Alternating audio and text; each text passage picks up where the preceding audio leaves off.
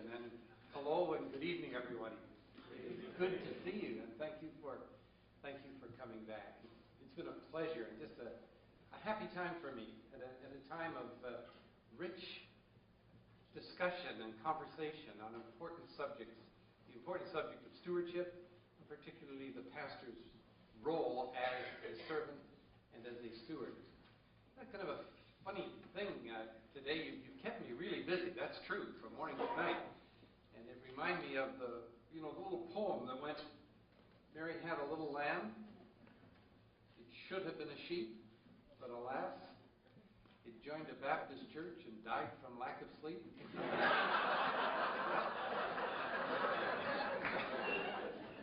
Kind of been the day for me. The other strange thing that happened to me was, when I came in tonight, I've been coming in and then coming straight down this side staircase here. And then I kind of went over to the center and looked down. Now, I mentioned the first night that it was sort of an unusual situation to be the speaker, and I think it's probably very biblical, surrounded by a great cloud of witnesses, and all that sort of thing. But it's not the norm. And when I stood up there and looked down, there was a gentleman at the front here who had a haircut like mine. And suddenly I thought, they must see the shine. I get teased a lot about that, but in fact, one day with my pastor, who has a very thick head of hair, I got up and he was inviting me to speak in the church, and I said a little poem that goes, God is just, and God is fair. God gives some brains, and others hair. Well, Paul is a rather creative person himself, so the next week he had a poem for me. And I was his executive minister at that moment, and his poem went, so you're the chief exec, well, what the heck? You can keep your brains. I really don't care. As long as Sybil can run her fingers through my hair.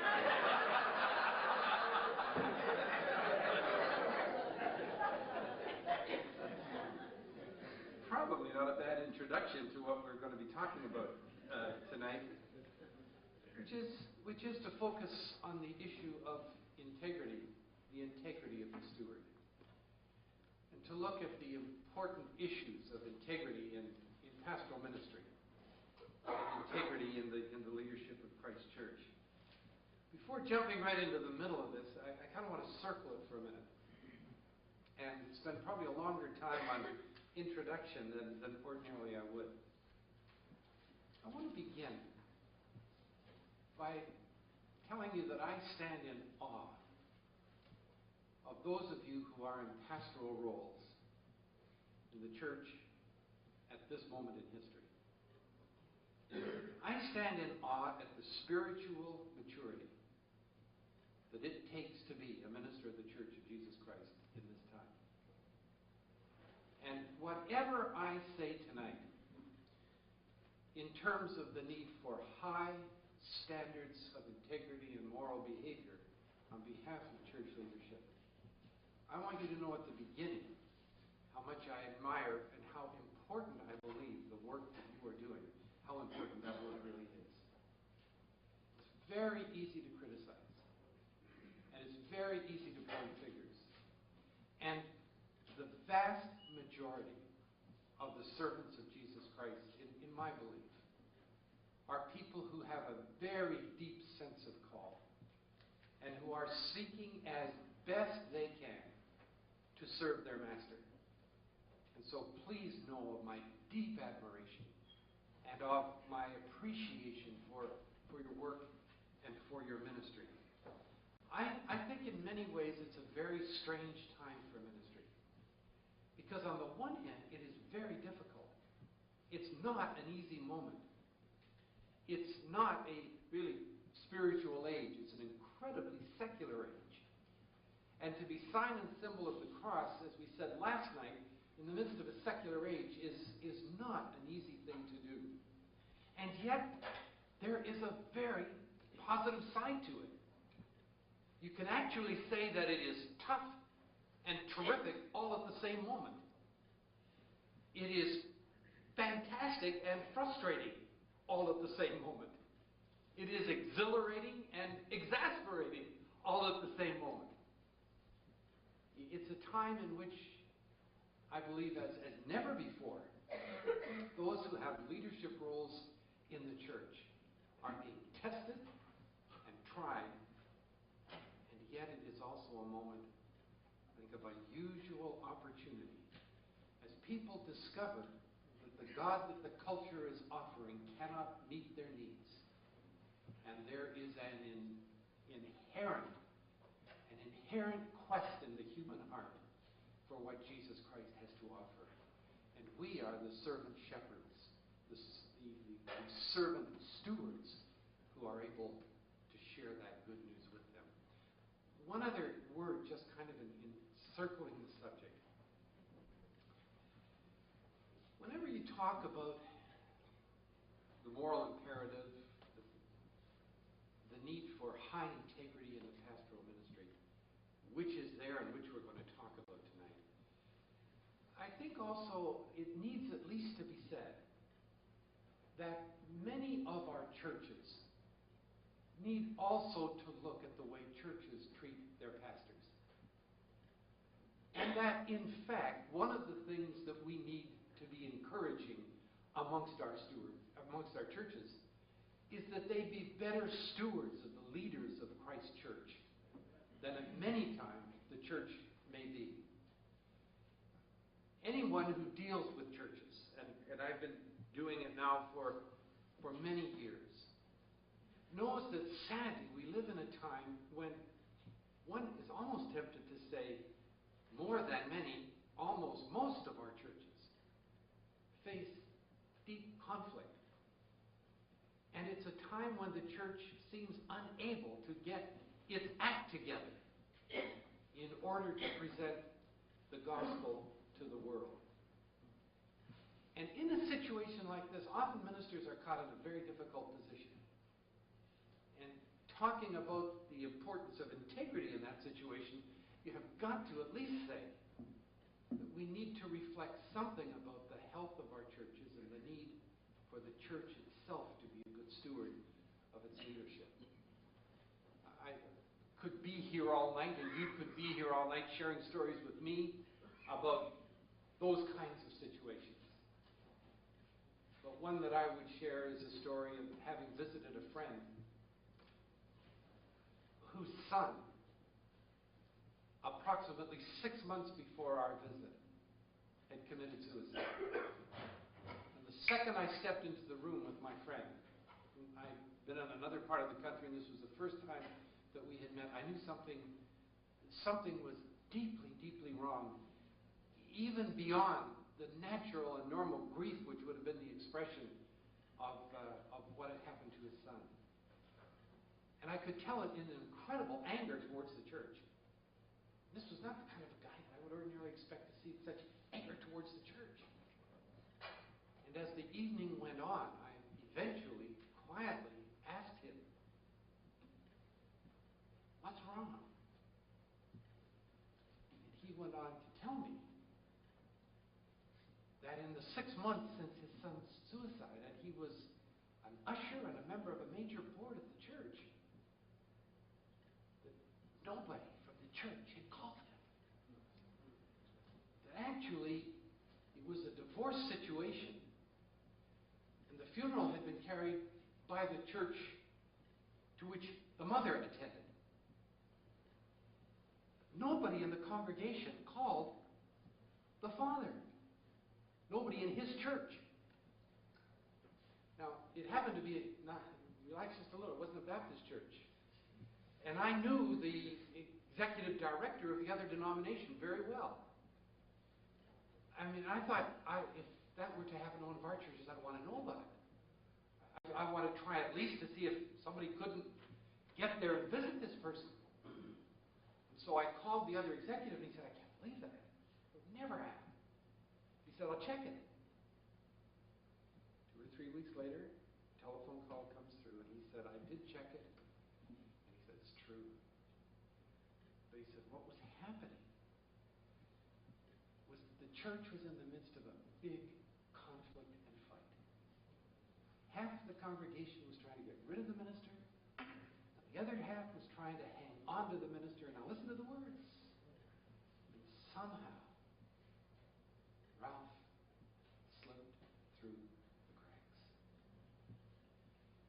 It's a time when the church has got to take its energy and steward its energy to mission and to ministry, and to stop using its energy in fighting with itself.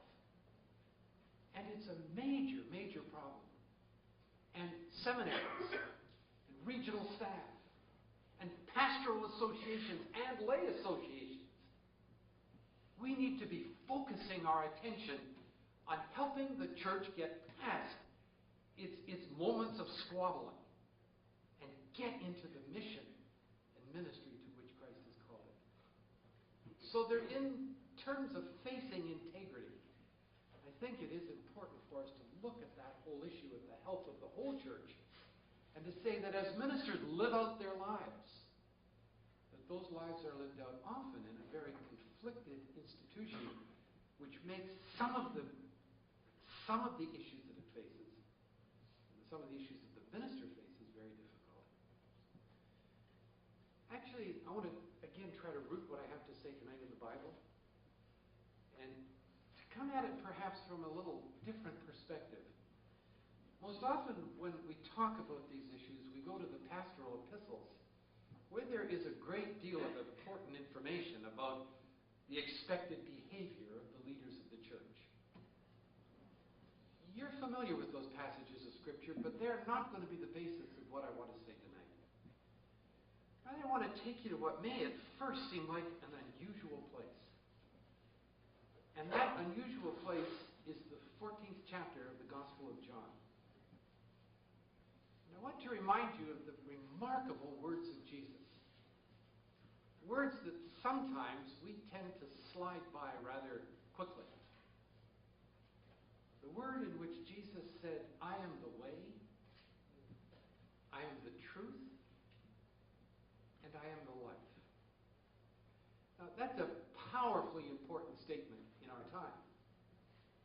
One can say that Jesus is the way in a world that's lost its way. That Jesus is the truth in a world that's lost its integrity. That Jesus is the life in a world that seems bent on choosing death. But the focus tonight, I want to be on the second of those proclamations. What it means when Jesus says, I am the truth.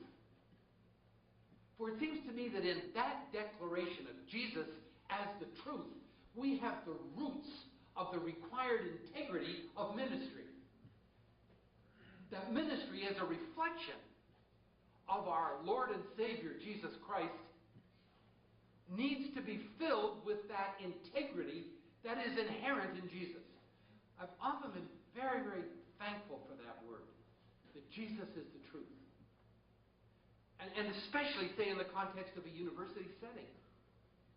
If Jesus is the truth, then we don't ever have to be afraid of truth, no matter where it's found. It doesn't matter what discipline. It doesn't matter in what area of inquiry. If it is the truth, ultimately understood, it is in line with Jesus. And I've also been so thankful for this word. Because as we live our lives in ministry, we need to reflect that basic integrity of what it means to be a follower of the one who is known as the truth. It's interesting that in the United States at this moment, Stephen Carter has become an author who is very widely read. Stephen Carter is an Episcopalian, a professor at Yale University in New Haven, Connecticut. His most recent book is just simply called Integrity. And he reports that when he has gone to universities around the country to speak on the subject of integrity, that not only have the auditoriums been filled, but that at times simply the introduction of the subject brings a round of applause. We are living in a world that is on that intense a quest for what integrity means. I must admit I've thought a lot about the fact that coming from the United States at this moment, with what is going on in the American political system at this time, does set this evening for me in an important context. But we are beginning to ask very basic questions about what is integrity? And what does the integrity of leadership mean? And certainly, what does integrity of leadership within the church mean?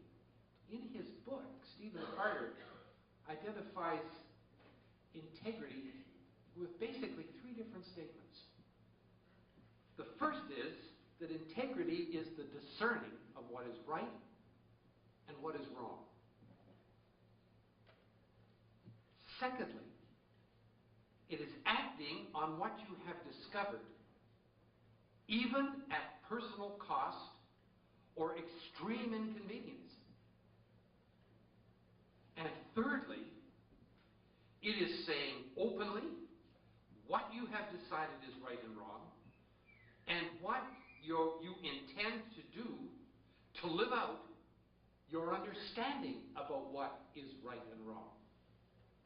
When I read that, I found myself writing in the margins of the book, know it, do it, and proclaim it. Know what is right and what is wrong.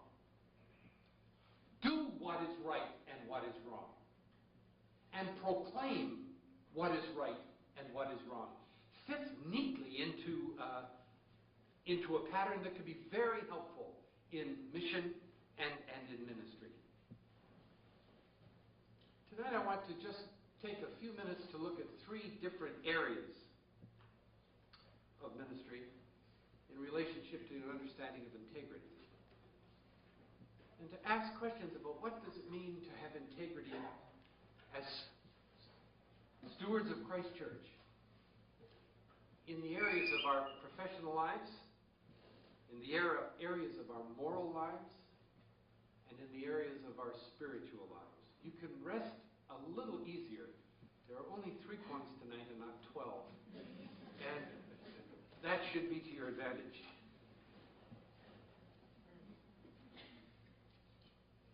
Rather than ticking off a series of things that pastors need to do in order to live with integrity in their professional lives, I want to pick on one or two things and kind of focus on those. And these reflections don't come so much from a scholar who has studied them nearly as much as from a churchman who has observed them and who has seen them at work. I have a particular passion about talking about one area of what it means to be a professional in ministry, and that is the way that a pastor or a church leader, professional church leader of any kind, associate pastor, director of Christian institutions, whatever that mission or ministry may be, how that person relates to the mission system. See, I am a very strange anomaly at this moment because I believe deeply in the ministry of what I call mission systems. Those are commonly referred to as denominations. I think denomination miscommunicates what the mission system is all about and what you are a part of. As a part of the broader Canadian Baptist Fellowship, and particularly as a part of the Convention of the Maritime Provinces of Labrador and Newfoundland, you are a part of a mission system. When we talk about denominations, we think about headquarters and all this kind of stuff. I think that misses the point. The reality is that the call of Jesus Christ to a pastor and to a local congregation is a call that is clearly laid out in Acts 1:8. You shall be my witnesses in Jerusalem, in Judea, and Samaria, and to the ends of the earth. That is the mission of every single church. And it is a mission that no church can provide for itself. In order to complete that mission, a church needs other churches. I don't think there is such a thing as the independent church. I think every church is dependent on other churches. And those of us who are Convention Baptists have committed ourselves to a mission system. And that mission system is a system which helps us to be able to work through our Acts 1:8 commission. And I think in the relationship of pastors and churches at this moment in history, it is professionally very important to have integrity. That the pastor of the local congregation is at one with the broader mission system. I do not mean that you agree with everything that is done everywhere. But I do mean that you're a part of that you cooperate with it. There are associations. They need the support of local churches. Local churches need each other. Associations have always been the basis of our work. And when pastors or leaders move in and act as lone rangers, act as if they are there by themselves, begin to take the monies that have been committed to the mission of Christ Church around the world, so that you have missionaries around the world who are dependent upon the intended support of that local church, and begin to move that support around and to cut it back so that the total mission of Canadian Baptists around the world is badly hurt by the action of that church and that church and that church. I think we have a kind of a lack of integrity in the life of the pastor in relationship to the denomination. You have lots of opportunity to change it. You can work with others to bring about changes that you think are important. And I think it is so very important for the pastor to be committed to that basic mission system. I would go even a step further. I think in many ways it is a form of stealing for a pastor to lead a congregation out of fellowship. I believe that because of this. Nobody has to stay a Canadian Baptist. If I were in the States, the language would flow more easily for me. I'd say American Baptist, and that's kind of the language I'm more used to. Nobody has to stay with us. Anybody's free to leave and go to any denomination they want, or go out and start their own church if they want.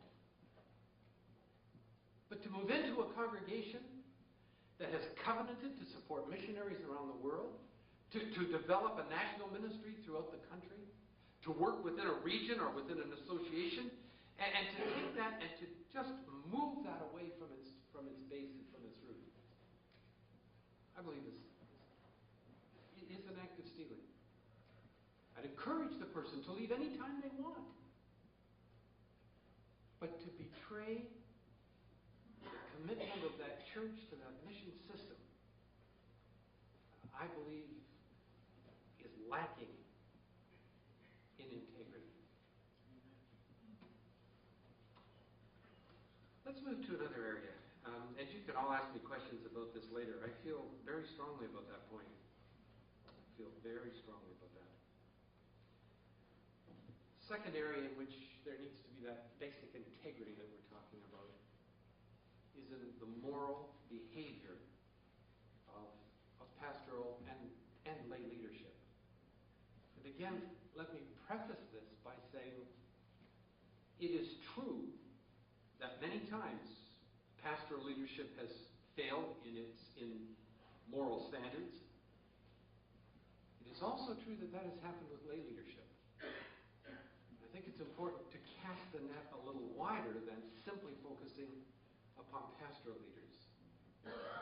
I think we need to begin in this area with a number of basic confessions which can be very uncomfortable One is the confession that this is a much bigger problem than we pretend that it is, and that its reality is much further realized than we most often tend to surmise. We often will point at others and we'll talk about what's happened with the televangelists, talk about what's happened within the Roman Catholic Church. But the reality is that this is a Baptist problem too. That at every level of Baptist life, we have found the breaking of sexual, moral behavior codes by leaders, both lay and professional. I think we also need to confess that one of the difficulties for many pastors in this relationship is that, I've often thought of this, the pastor really in many ways has two families. The pastor has a family at home, but the pastor also has a family at the church. And we really often use that language. And very often, the marks and the lines between those two families can so very easily be blurred. And one of the things I think churches need to do to help ministers at this point is to be understanding of the need for a pastor to spend priority time and to be able to give the attention and the affection that is needed to his or to her family. And that we begin to see the two families not so much in competition, but to recognize that unless the pastor is able to find the strength and the nurture in his own family, he will not be able to bring that leadership strength to the church family. And that, in fact, the church family is, in a sense, dependent upon the pastor's family to be able to provide a nurture, encouragement, support, and fulfillment in life that the church itself can never be able to fulfill. We need also, in thinking about sexual immorality within the life of pastoral leadership, to confess that that is not the only kind of compulsive behavior which is made manifest within the life of the church. In my role as an executive minister, I have dealt with alcoholics in pastoral ministry, dealt with people who faced drug problems within pastoral ministry, dealt, unfortunately, many times with people who were guilty of sexual abuse or of sexual harassment within ministry. And so we need to confess that and to say, that's real. That is a problem that we need to face. And before the Lord, we confess it and we want to begin to work at it. Nothing brings greater devastation.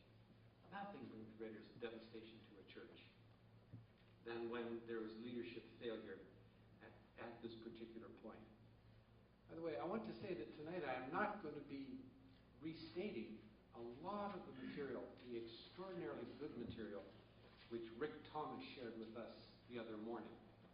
And I would certainly suggest that if you were not at that lecture, that you have a conversation with Rick and get the background for it.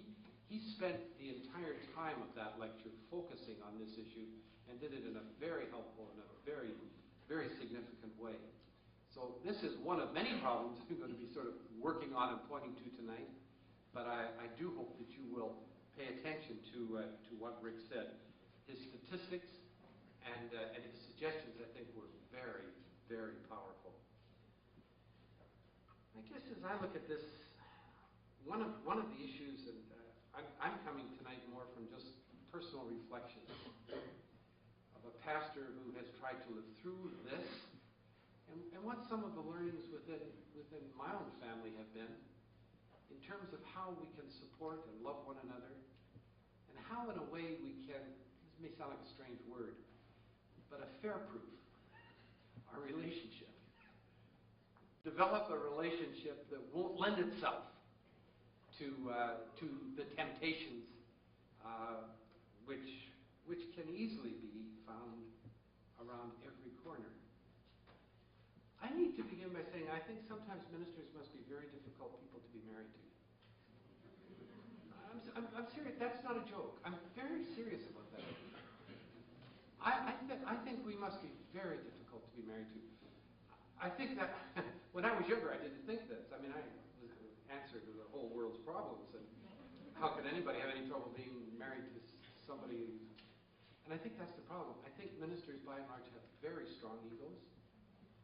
You probably wouldn't be moved to a call, the kind of public call that we are moved to, if there weren't a really strong sense of ego within us. And that can be used by God in ministry.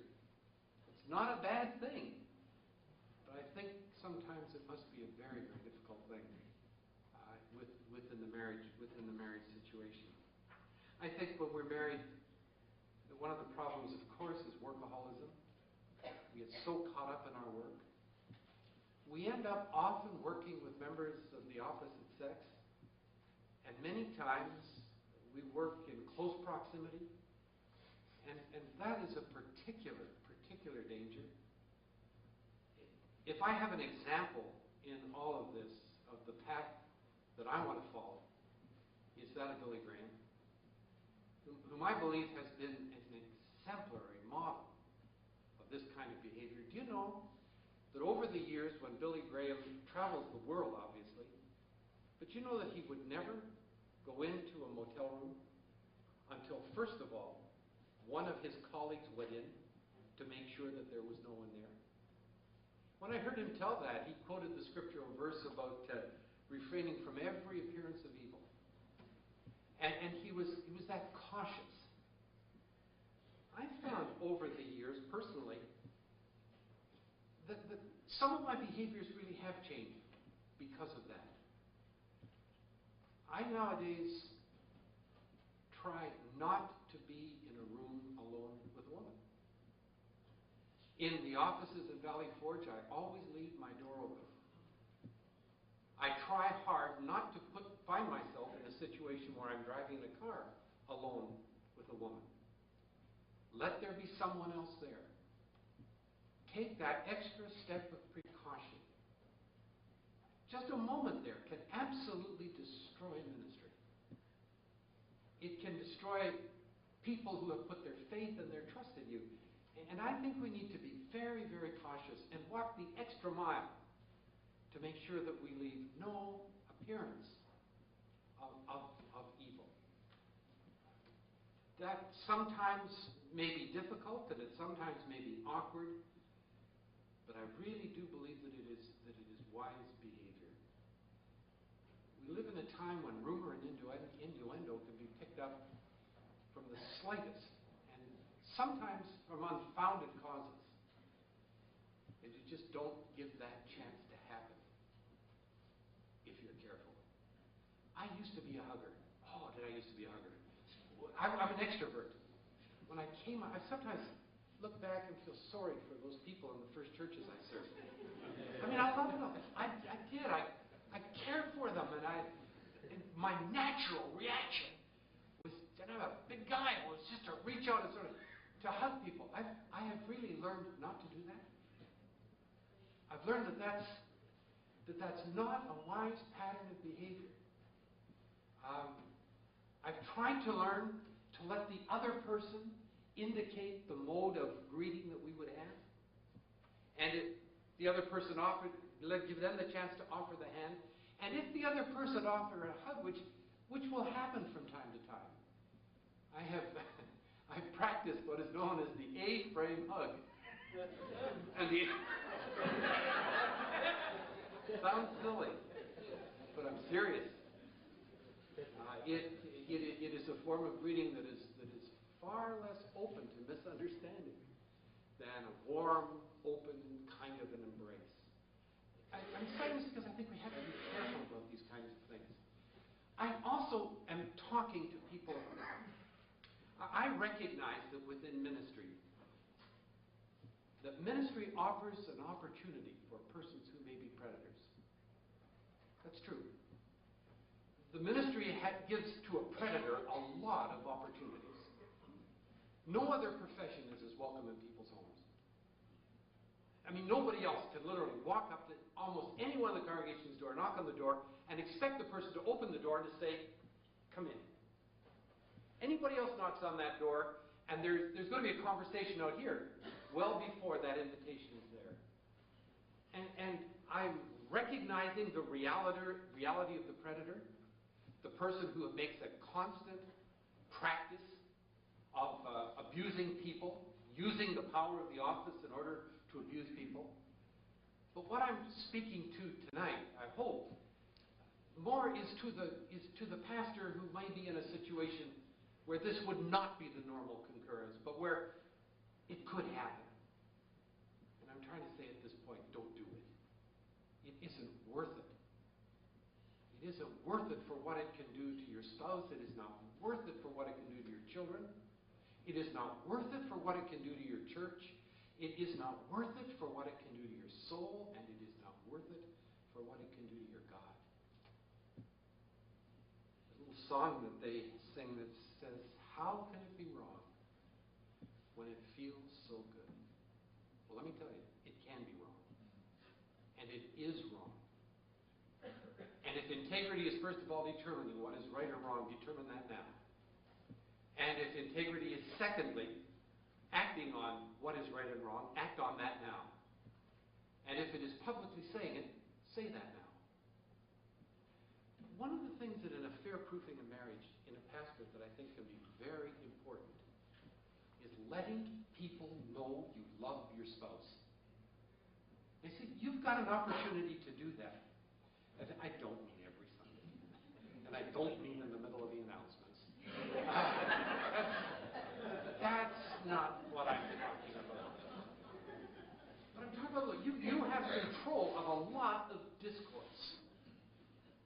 And in your own way with integrity, let people know that your spouse is the love of your life and is your best friend.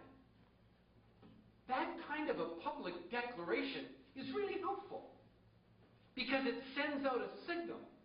I'm not interested in anything or anyone else.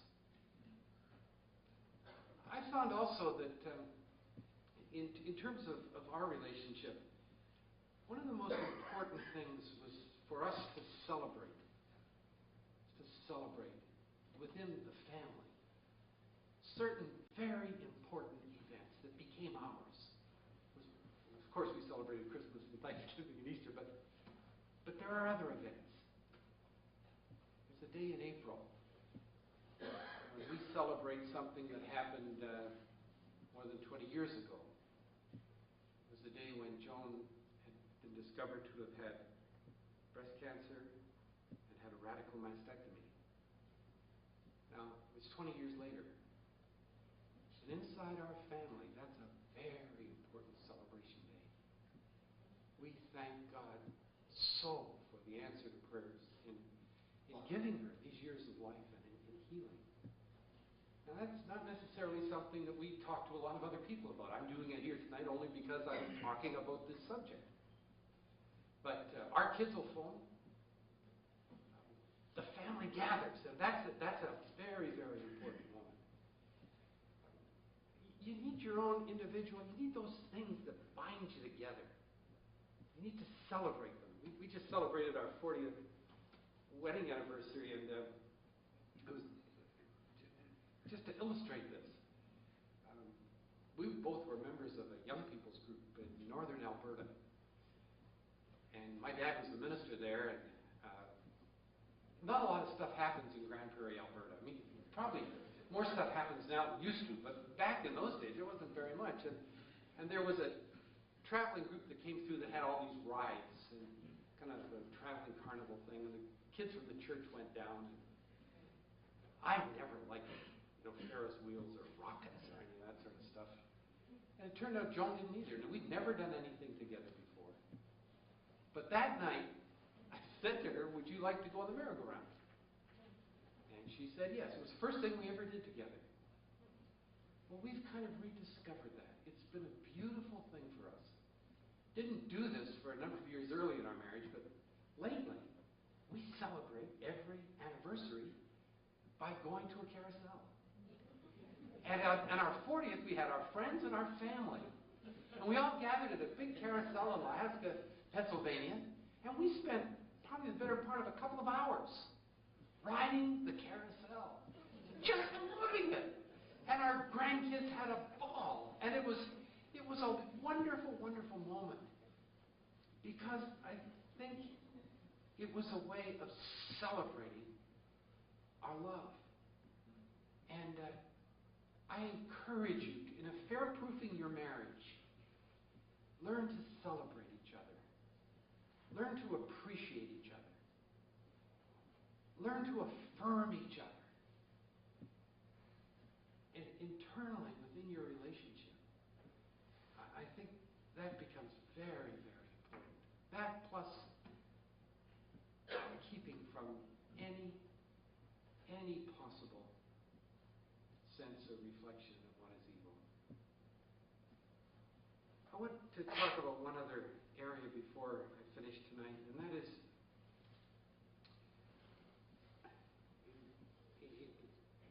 one of my tasks is to share with new executive ministers in the American Baptist family. And it's on this kind of an issue. I think it's very important that everyone be confronted with the reality of the importance of appropriate behavior.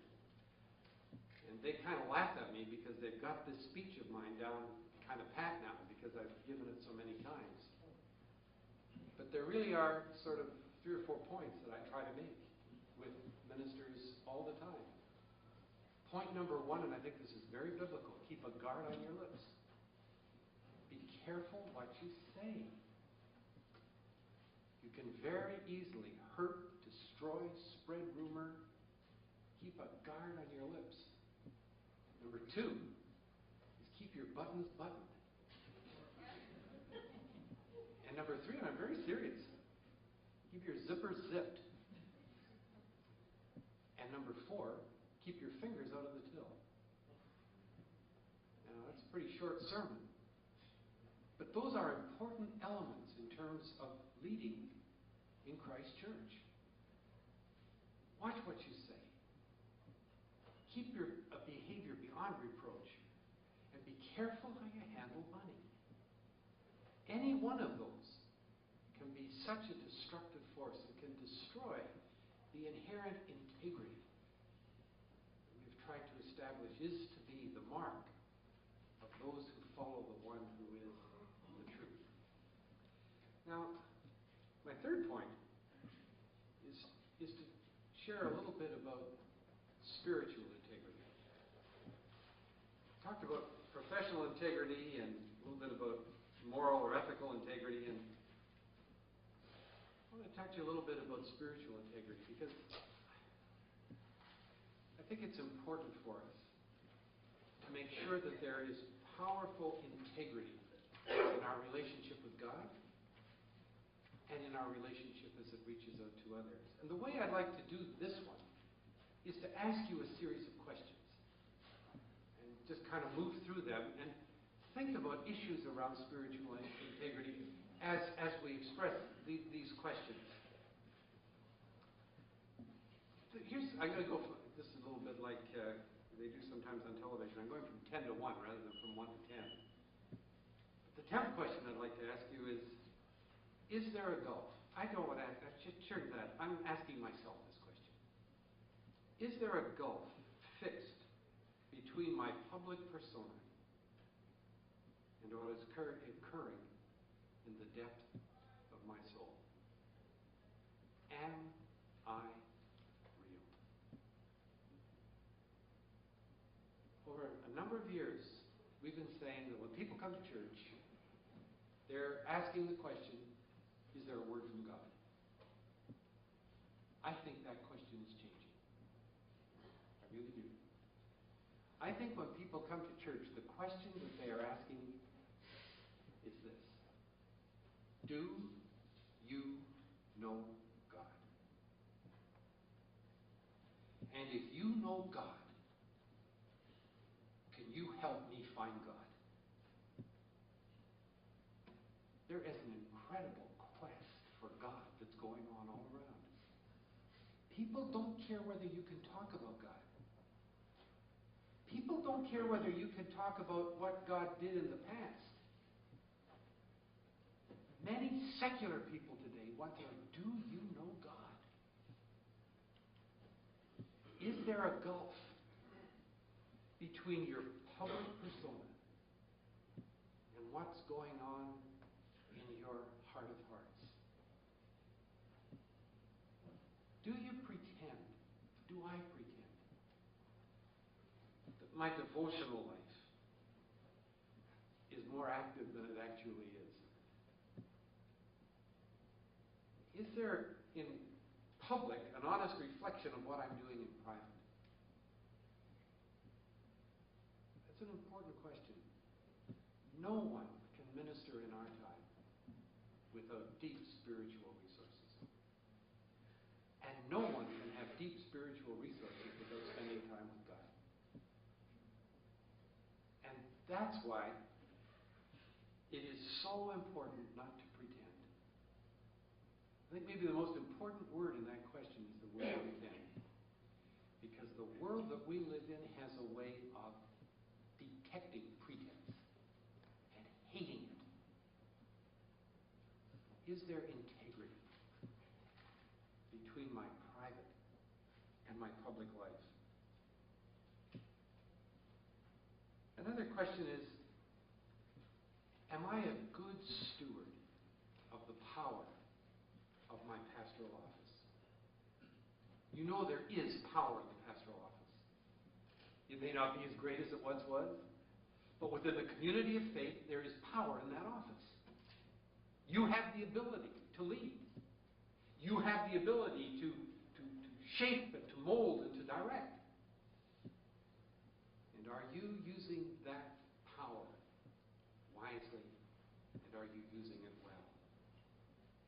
Now, the next question is, am I a steward of the weakness of the pastoral office? Because there also is a kind of a weakness or a brokenness at this moment. The church is no longer the great, strong institution. Many people look at the church as weak and broken, forgetting that it is weak and broken vessels that the power of the resurrection is able to restore. But do I handle that weakness well? This was one I often had trouble with because my ego was so big. I used to always want everything big and perfect and all that sort of thing. And sometimes a more humble approach is an approach that will bring a more thoughtful response. Am I really honest about the way I use Baptist polity, and especially the Baptist polity of soul freedom and the autonomy of the local church? There's been a lot of abuse, as I said earlier, about the autonomy of the local church. In fact, in American Baptist circles these days, we've changed that language a little. And we talk together about the local church as being interdependent and autonomous. To say that there is a freedom within the local church, and certainly it is autonomous in one sense, but it is also interdependent. And am I using that freedom creatively? Am I using that freedom to God's glory? How far will I go to support the ministry of other pastors? And it's a tough one for pastoral leadership sometimes to face. We do have a tendency to be lone rangers. But how supportive? How willing am I to allow others freedom to go some different paths, to support them in times of difficulty, to be with them in times of anguish? I worry lest the whole association principle, which I think is foundational to Baptist life, gets withered away by our independence. And I think that integrity calls us to support one another in ministry. When someone comes to us and begins to criticize another pastor, tell us what's wrong with that other pastor? Are we, oh yeah, I know, and sort of affirming of that? Or is there a kind of a reserve which says, well, I don't know, I need to check that out, or I need to think that through, or I know that person? We get that a lot in denominational work. Many of our leaders are highly criticized. As I go around the country sometimes, people will tell me these terrible things about colleagues of mine. And I've found that the way that I must respond is to say something like this. Let me be honest with you. I have worked with him or with her for nearly a decade. And what you're describing to me is not my experience as to who that is. It's a way of supporting those who are colleagues in ministry and not allowing negative talk to pull them down. Number 3 is a real tough one. Do I lie when I preach? Do I tell the truth? I guess the reason I ask that is that you've heard in me a person who uses a lot of illustrations. And one of the great temptations in my ministry, especially when I was young, was to shape them. And sometimes to shape them beyond reality. So that if you'd been there, you wouldn't really have seen what I said. And over the years, this has been one point at which my wife has been extraordinarily helpful to me. Because as we've talked about preaching and about ministry, she is a person who has had a high desire for the truth. Not for secrets, not to hide things, but to speak the truth. To speak the truth with love. Probably if there was a theme text for Joan's life, that would be it. And her help in that point has helped me to go out of my way to make sure that I don't mislead people with my stories. And that the story, if I tell it, if you were there, you would have seen by far the most of it.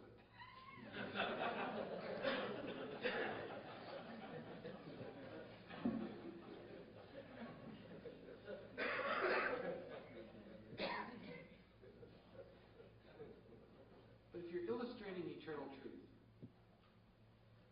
don't you have to tell the truth? Don't you have to say what was? Don't you have to portray it as it happened?